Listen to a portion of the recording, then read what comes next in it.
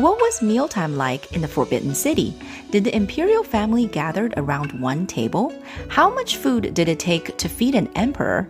And what happened to the leftovers? Each dynasty had its very own way of feeding the emperor. Currently, we know the most about the way meals were conducted in the Ming and Qing imperial courts. Under the standard protocols of the Qing Dynasty, some emperors only had 2 meals a day, breakfast at 6:30 a.m. and lunch at 12:30 p.m. However, each proper imperial meal consisted of 120 dishes spread over 7 tables, with 2 tables filled with main dishes, 3 tables of rice dishes, porridge and desserts, 1 table of savory snacks, and 1 more table for hot pot in the winter.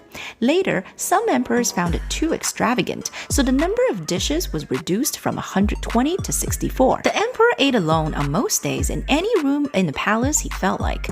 Even though he preferred to dine by himself, he was never truly alone. There would be eunuchs in attendance, called the meal eunuchs, to serve him. Because there were so many dishes that the table was completely filled, the emperor couldn't reach the ones further away, but of course, he would never have to serve himself.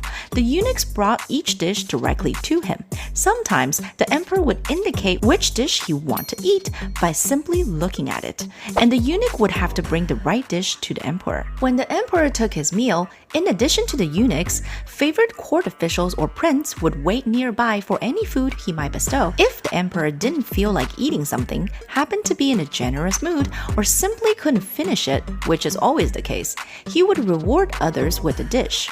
Those receiving such a reward had to eat it at a separate table and remain standing.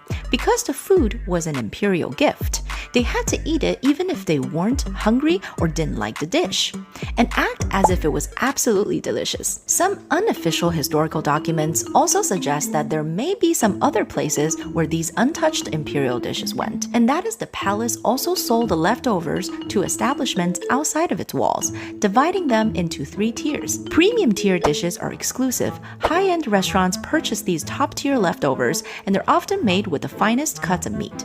Restaurants will replate and advertise them as specially prepared by imperial chefs. Middle-tier dishes are usually sold to regular restaurants, which then resell these dishes at a marked-up price. They serve them without highlighting their imperial origin, but with a bump in the price due to the rarity of the ingredients. Food stands or smaller merchants bought the least prestigious leftovers, often needing to recook or heavily modify them. But even so, these dishes were typically made with better quality ingredients than usual, making them both affordable and surprisingly luxurious for common families. Stay curious, stay magical.